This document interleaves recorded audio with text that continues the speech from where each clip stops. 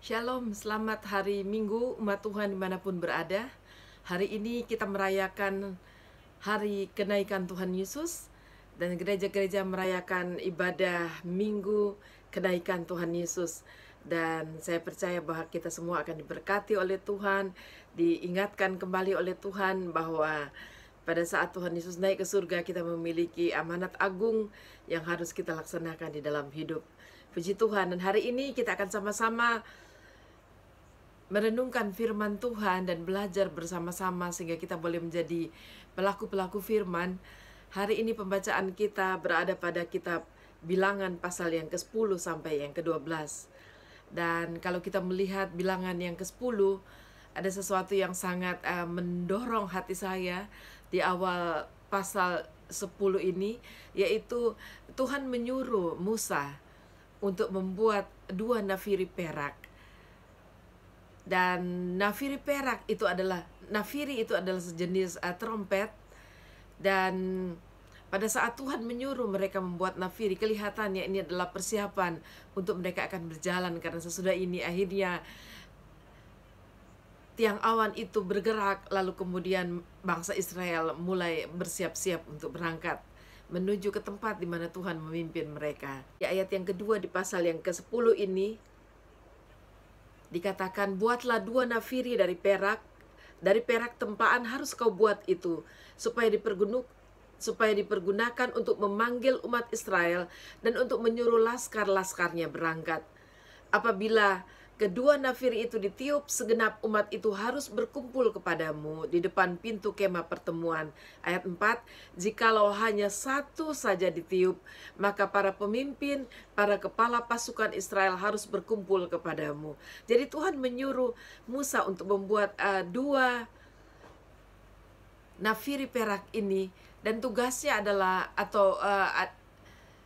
gunanya adalah yang pertama, pada saat itu dibunyikan 2 kali, maka semua umat Israel, semua rakyatnya, mereka harus berkumpul di depan kemah pertemuan, di depan pintu kemah pertemuan.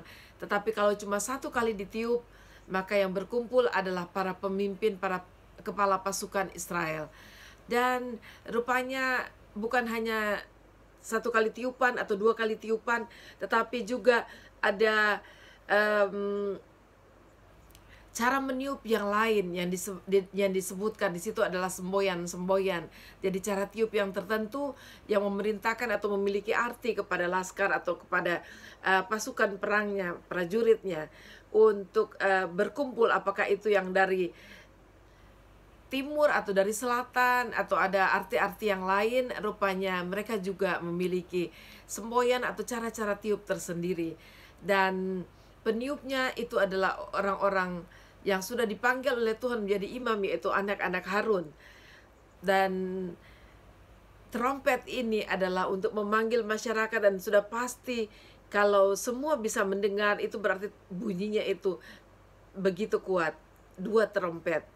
Dan pada saat dibunyikan, saya bisa membayangkan bagaimana masyarakat atau bagaimana orang-orang Israel kemudian berkumpul, bersiap-siap, lalu semua berjalan ke depan pintu perkemahan. Dan kita tahu orang Israel itu ada berapa ribu orang ya, dan itu luar biasa. Mereka boleh berkumpul bersama-sama oleh karena 2 trompet itu saja. Kita bersyukur kepada Tuhan buat cara Tuhan yang Tuhan berikan kepada Musa, bagaimana untuk mengatur barisan orang Israel, umat Israel yang sekian banyak itu. Dan mengingatkan saya terhadap panggilan Tuhan, trompet untuk berkumpul ya kepada murid-murid Tuhan pada saat Tuhan Yesus naik ke surga. Itu seperti Yesus Kristus memberi trompet bahwa Tuhan menyuruh umatnya untuk berkumpul menantikan Tuhan. Dan seperti hari ini kita sedang merayakan hari kenaikan Tuhan Yesus, itu bagaikan trompet memanggil kita semua untuk berkumpul mencari wajah Tuhan dan berdoa bersama-sama. Dan kita menantikan bagaimana kita diperlengkapi oleh kuasa Roh Kudus bagi kita masing-masing. Loteng Yerusalem menjadi saksi bagaimana trompet, bagaimana nafiri Kristus sudah dibunyikan kepada murid-muridnya untuk diperlengkapi. Dan pada saat kita menantikan Roh Kudus, kita pada saat menantikan kembali pengurapan Tuhan kembali bagi gereja-gereja Tuhan, dan kita percaya bahwa kita memerlukan Tuhan di saat-saat seperti ini daripada apapun. Pada saat kita berkumpul bersama-sama, kita sedang katakan kepada Tuhan, we need you Lord, more than anything. Kita memerlukan Tuhan lebih dari segala-galanya. Di tengah-tengah dunia sekarang yang penuh dengan ketidakpastian, apapun yang akan kita lakukan, apapun pencapaian yang kita mimpikan, pada saat kita berhadapan dengan dunia sekarang ini, kita tahu bahwa hal yang paling pertama dan paling utama adalah kita mencari Tuhan, hidup sungguh-sungguh di dalam Tuhan dan melakukan kehendak Tuhan di dalam kehidupan kita. Sebagai umat Tuhan, kita tahu bahwa waktunya tidak lama lagi akan datang. Dan mari saudara kita menanggapi panggilan Kristus bagi kita, nafiri yang sudah dibunyikan Kristus untuk menantikan Tuhan, menantikan waktu untuk kita diperlengkapi lebih lagi di generasi kita, di waktu-waktu kita ini yang sekarang kita tahu waktunya tidak lama lagi. Dan bunyi nafiri itu juga diperintahkan Tuhan bagi bangsa Israel. Pada saat apapun yang mereka lakukan, seperti pada saat mereka berperang, terlebih pada saat mereka melawan musuh yang sangat menyesakan, kata di dalam kitab Bilangan pasal yang ke-10 ini. Dan juga mereka membunyikan nafiri pada saat mereka bersukaria, berada dalam perayaan-perayaan, pada saat mereka mempersembahkan korban bagi Allah. Mereka membunyikan nafiri itu. Dikatakan di situ, supaya kamu diingat di hadapan Allahmu, akulah Tuhan Allahmu. Luar biasa saudara, luar biasa sekali. Dan kita sebagai tanggapan terhadap panggilan Kristus bagi kita, mari kita membunyikan trompet kita. Dalam minggu-minggu ini mari kita banyak berdoa, banyak mencari Tuhan. Apalagi dimanapun kita berada, semua sedang semboyan itu stay at home, sedang ada di mana-mana. Mari ambil waktu untuk berdoa. Mari ambil waktu untuk mencari Tuhan. Itu bagaikan kita menanggapi nafiri Kristus dengan membunyikan nafiri kita waktu kita berkumpul mencari Tuhan bersama-sama. Biarlah kita di dalam hari-hari 1 minggu ke depan ini adalah minggu Pentakosta bagi kita. Mari kita mencari Tuhan sungguh-sungguh. Dan saya juga menawarkan bagi saudara, mulai besok kita ada acara Minggu Pentakosta setiap malam. Dari tanggal 25 sampai 31 Mei jam 10 sampai jam 11 waktu Hong Kong dan Macau. Tapi bagi Indonesia itu seperti jam 21.00 sampai 22, yaitu jam 9 sampai jam 10 waktu Indonesia Barat. Mari kita bersama-sama untuk mencari Tuhan, bersekutu bersama-sama. Dan kita sedang katakan, Tuhan kami perlu Engkau lebih dari segalanya pada saat-saat seperti ini. Haleluya.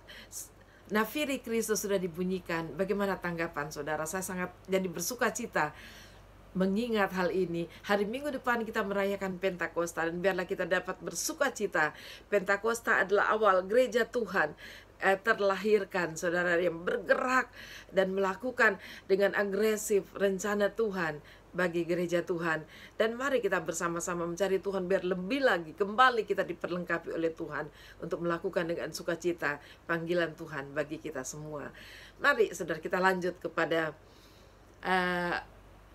yang berikutnya adalah ayat 11 sampai ayat 36. Kita melihat bagaimana umat Israel diperintahkan oleh Tuhan untuk berangkat dari Gunung Sinai. Mereka sudah tinggal di Gunung Sinai selama kurang lebih 1 tahun. Lalu kemudian di bulan yang kedua, di tahun yang kedua itu, Tuhan memerintahkan mereka seperti di ayat 11 dikatakan, pada tahun yang kedua, pada bulan yang kedua, pada tanggal 20 bulan itu, naiklah awan itu dari atas kemah suci tempat hukum Allah. Lalu berangkatlah orang Israel dari padang gurun Sinai menurut aturan keberangkatan mereka. Kemudian diamlah awan itu di padang gurun Paran. Nah, saudara, kita masih ingat beberapa hari yang lalu tentang bagaimana urut-urutannya pada saat mereka berangkat. Dan kita melihat secara detail yang sebenarnya, karena ini adalah sudah waktunya mereka untuk berangkat. Di pasal yang ke-10 ini kita melihat bagaimana Tuhan adalah Tuhan Allah yang teratur dan Allah yang mengatur segala sesuatunya dengan baik. Dan Musa adalah pemimpin yang sungguh-sungguh menyenangkan hati Tuhan dan menjadi teladan bagi para pemimpin pada zaman sekarang, bahwa dia adalah orang yang dikhususkan oleh Tuhan. Dan kata Tuhan, Tuhan berbicara muka dengan Musa, dan Musa mendapat kasih karunia dan dia tidak mati berhadapan dengan Tuhan. Itu hal yang luar biasa. Dan dengan teratur dalam tuntunan Allah melalui tiang awan dan tiang api, mereka pun berjalan. Seperti ayat 33 katakan, lalu berangkatlah mereka dari gunung Tuhan dan berjalan 3 hari perjalanan jauhnya. Sedang tabut perjanjian Tuhan berangkat di depan mereka dan berjalan 3 hari perjalanan jauhnya untuk mencari tempat perhentian bagi mereka. Dan saudara, akhirnya pada saat mereka tiba, dikatakan 34, dan awan Tuhan ada di atas mereka pada siang hari apabila mereka berangkat dari tempat perkemahan. Dan Tuhan memimpin mereka. Sungguh indah hidup di bawah pimpinan Tuhan. Dan kita juga oleh Roh Kudus yang ada di dalam kita, oleh firman yang Tuhan berikan, kita juga dapat berjalan sesuai dengan tuntunan Tuhan. Dan mari dekat dengan Tuhan agar kita dapat mengalami hal-hal istimewa seperti itu. Dan kita masuk kepada pasal yang ke-11. Dan pasal yang ke-11 menandakan sikap yang kurang baik atau tidak baik dari bangsa Israel, yaitu mereka memulai persungutan mereka. Di ayat-ayat yang pertama, ayat 1-3, kita melihat bahwa orang-orang Israel mulai bersungut-sungut. Mereka merasa bahwa kehidupan mereka buruk, jadi mereka bersungut-sungut dengan nasib buruk kehidupan mereka. Dan sikap seperti itu adalah sikap yang tidak disukai oleh Tuhan, bahkan Tuhan murka. Karena itu adalah tanda mereka seperti tidak mempercayai Tuhan. Dan Tuhan yang sudah melakukan banyak hal bagi mereka, melakukan mujizat, melakukan hal-hal yang tidak bisa dilakukan oleh manusia biasa, tapi itu hanya bisa dilakukan oleh Tuhan. Tetapi pada akhirnya mereka hidup seperti itu kepada Tuhan. Dan mari kita berhati-hati, saudara. Karena kalau kita tidak mengenal Tuhan lalu kita tidak percaya, itu hal yang biasa. Tetapi kalau kita sudah mengenal Tuhan dan kita tidak percaya, maka itu satu kebodohan yang kita lakukan. Dan apalagi kalau kita sudah mengenal Tuhan dan bahkan sudah mengalami apa yang luar biasa, bahkan mujizat-mujizat Tuhan di dalam kehidupan, lalu kemudian kita menjadi tidak percaya, itu namanya, kalau orang Surabaya bilang, kita duablek, kita kumabal, kata orang Spanyol bilang ya. Dan bahasa Israel dikatakan kita tegar tengkuk, kita orang-orang yang sungguh-sungguh mendukakan hati Tuhan. Dan akhirnya Tuhan mengirimkan api Tuhan. Puji Tuhan, masih di tepi perkemahan, tidak memakan habis perkemahan mereka. Dan akhirnya walaupun hanya di tepi perkemahan mereka, tapi mereka akhirnya berteriak kepada Musa, minta pertolongan Musa. Dan puji Tuhan, selalu setiap kali Musa berdoa kepada Tuhan, Tuhan selalu mendengarkan. Lalu kemudian pada saat Musa sudah berdoa, lalu apinya itu padam. Dan mari kita berhati-hati dengan Tuhan. Tuhan itu serius. Tapi tidak sampai di situ, saudara. Ada ayat yang keempat di pasal 11 ini, kita melihat bahwa orang-orang di zaman manapun itu sudah ada orang yang sedemikian. Coba kalau saudara adalah kita baca orang-orang bajingan yang ada di antara mereka, kemasukan nafsu rakus, dan orang Israel pun menangislah pula serta berkata, siapakah akan memberi kita makan daging? Kita teringat kepada ikan yang kita makan di Mesir dengan tidak bayar apa-apa, kepada mentimun dan semangka, bawang prei, bawang merah dan bawang putih. Dan saudara, hal-hal yang sepele betul, saudara, berkaitan dengan makan minum. Tapi itulah manusia.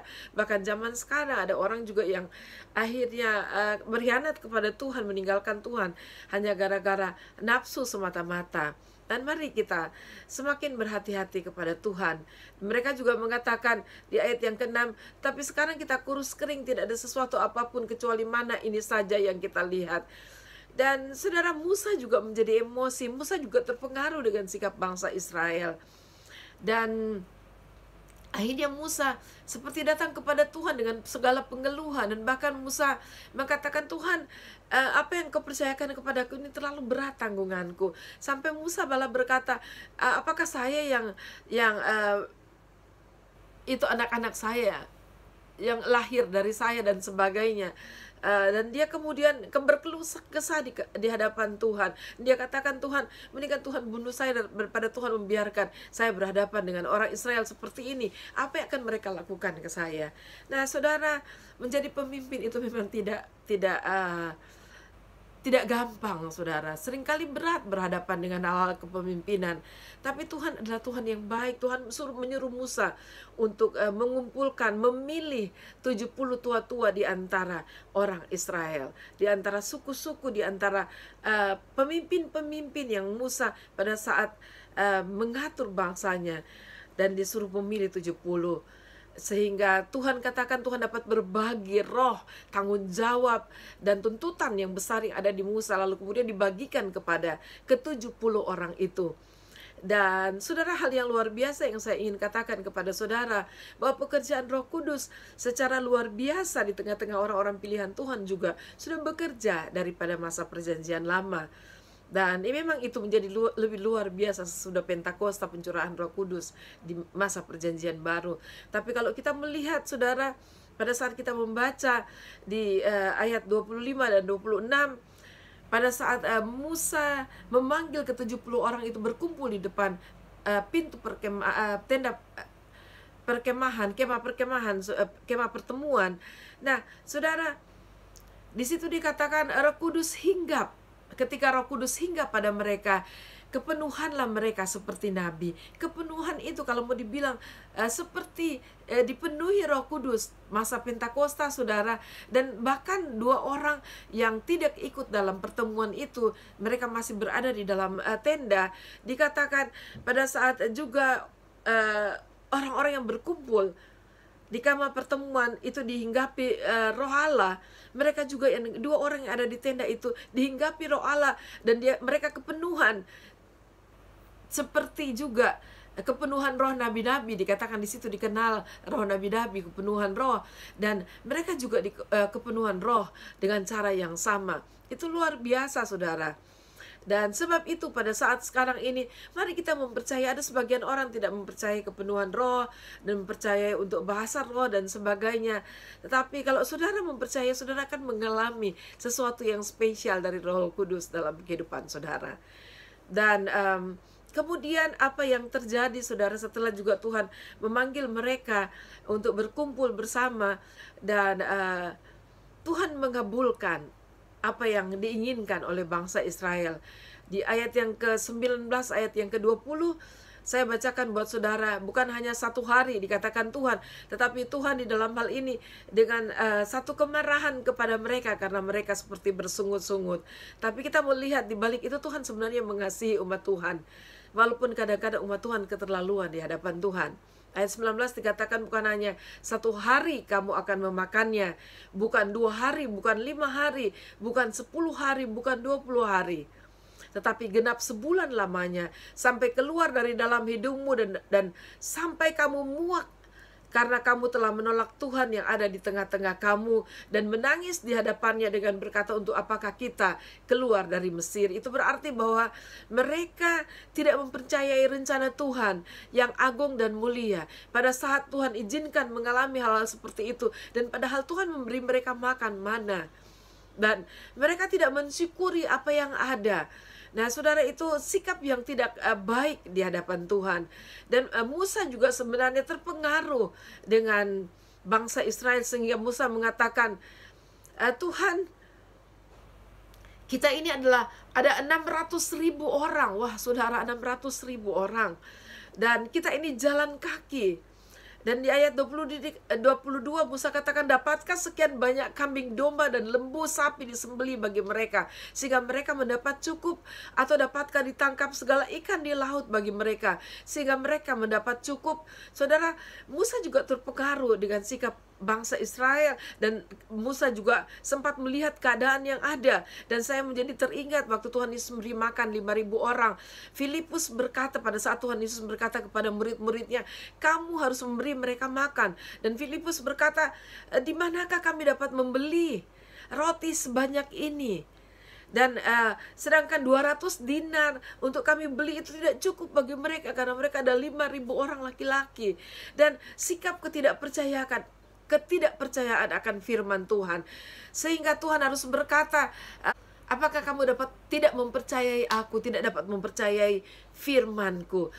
Dan aku akan membuat bahwa kamu melihat bahwa firmanku itu akan terjadi. Nah, saudara, terjadilah firman Tuhan katakan bahwa Tuhan meniup, Tuhan katakan karena besoknya, jadi malamnya ada angin angin dari Tuhan, dan kalau angin dari Tuhan tidak ada satu pun manusia yang dapat menghalanginya. Lalu kemudian meniup dari segala penjuru sehingga mengumpulkan burung puyuh itu di tengah-tengah mereka. Ayat 32 katakan, lalu sepanjang hari dan sepanjang malam itu dan sepanjang hari esoknya bangkitlah bangsa itu mengumpulkan burung-burung puyuh itu. Setiap orang sedikit-dikitnya mengumpulkan 10 homer. Kemudian mereka menyebarkannya lebar-lebar sekeliling tempat perkemahan. 33, selagi daging itu masih ada di mulut mereka sebelum dikunyah, maka bangkitlah murka Tuhan terhadap bangsa itu. Dan Tuhan memukul bangsa itu dengan suatu tulah yang sangat besar. Sebab itu dinamailah tempat itu Kibrot Tawa, karena di sanalah dikuburkan orang-orang yang bernafsu rakus. Saudara, dikatakan bahwa mereka sambil makan masih masuk di mulut belum dikunyah, tapi mereka mengambil, padahal Tuhan sudah menjanjikan bahwa selama sebulan bahwa burung-burung puyuh itu akan ada di tengah-tengah mereka. Ingat waktu mana kalau mereka kumpul berlebihan itu akan busuk, mana itu tidak bisa diolah oleh mereka. Dan terjadi juga untuk burung puyuh, mereka berlebihan dan sampai masuk dalam kategori Tuhan bahwa mereka itu rakus. Dan mari saudara, kita menjaga diri kita, menjaga mulut kita, menjaga perkataan kita. Kalau kita tahu bahwa Tuhan adalah Allah kita, Dia adalah Allah pemelihara kita, Dia adalah juru selamat kita, percaya saja dimanapun, bagaimanapun keadaan hidup yang Tuhan tuntun, sepanjang kita menjaga diri kita sedemikian rupa, percaya saja kepada Tuhan. Hati-hati, lebih baik kita banyak bersyukur terhadap pemeliharaan Tuhan. Saudara, dalam hal kekurangan maupun kelimpahan seperti Rasul Paulus yang melakukan pelayanan apapun yang Tuhan suruh bagi dia, tapi dia juga tidak selalu dalam kelimpahan. Bahkan dia seringkali juga berhadapan dengan kesusahan. Belajarlah untuk bersyukur kepada Tuhan, karena syukur itu, mengucap syukur adalah kunci dari kehidupan yang menyenangkan hati Tuhan. Haleluya. Mari kita masuk ke ke pasal yang ke-12. Kita melihat adalah satu lagi pemberontakan, dan ini berbicara pemberontakan di dalam kepemimpinan, karena itu dilakukan oleh Miriam dan Harun. Dan Miriam dan Harun adalah kakak-kakak Musa, dan kita tahu bahwa keluarga ini dikhususkan oleh Tuhan untuk melayani Tuhan. Dan kemudian di ayat yang kedua dikatakan, mereka berkata kepada Tuhan berdua, mereka katakan, sungguhkah Tuhan berfirman dengan perantaraan Musa saja? Bukankah dengan perantaraan kita juga Ia berfirman? Dan kedengaranlah hal itu kepada Tuhan. Saudara, walaupun pemimpin, mereka mendapati bahwa ada yang mereka tidak suka kepada Musa. Dan saudara, manusia biasa yang adalah pemimpin itu juga tetap manusia biasa yang dapat memiliki kekurangan dan bahkan kelemahan, bahkan kesalahan pun, saudara. Musa juga kita tahu ada kesalahan di hadapan Tuhan. Tetapi Tuhan rupanya tidak menyukai orang berbicara di belakang. Dan kita boleh membaca di pasal yang ke-12 ini bagaimana Tuhan begitu murka kepada Miriam dan Harun. Dan akhirnya walaupun Musa meminta Tuhan mengampuni mereka, tetapi Tuhan tetap menghukum Miriam dan Harun dengan kusta. Dan saudara tahu bahwa kusta itu sesuatu pada masa itu dipercayai sebagai satu hukuman Tuhan bagi manusia, bagi siapapun yang mengalaminya. Dan Musa berdoa kepada Tuhan agar mereka diampuni dan dilepaskan dari sakit kusta. Tapi Tuhan bilang mereka harus mengalaminya, dan Tuhan mengizinkan mereka mengalaminya selama 7 tahun. Agar Tuhan bilang mereka boleh merasakan berada dalam keadaan najis, ya, mereka dalam keadaan tidak tahir selama 7 hari. Dan saya percaya apapun penyakit yang kita rasakan itu selalu menyiksa. Dan sebab itu mari berhati-hati saudara, siapapun pemimpin saudara, siapapun hamba Tuhan yang sudah dipilih oleh Tuhan dengan segala kekurangan, kalau saudara rasa sudah harus berbicara, mungkin untuk menasihati, menegur hamba Tuhan yaitu, datanglah secara pribadi, tapi tidak berbicara di belakang, karena itu berbahaya, saudara sedang berhadapan dengan Tuhan. Haleluya. Dan itulah akhir dari perenungan kita pada hari ini. Tetapi ingatlah, di pasal yang ke-10 berbicara tentang nafiri yang dibunyikan. Nafiri panggilan umat Tuhan. Dan nafiri hari ini dibunyikan, mari kita umat Tuhan ambil waktu untuk berdoa, untuk kita diperlengkapi oleh Tuhan. Karena Tuhan memerlukan saya dan saudara untuk terlibat aktif di dalam melaksanakan menuntaskan amanat agung Kristus bagi saya dan saudara. Mari kita persiapkan diri kita sepanjang hari, sepanjang minggu ini, untuk kita terus mencari wajah Tuhan, sehingga kita dapat bergerak maju untuk membawa Kristus bagi bangsa-bangsa. Terpujilah Tuhan Yesus dalam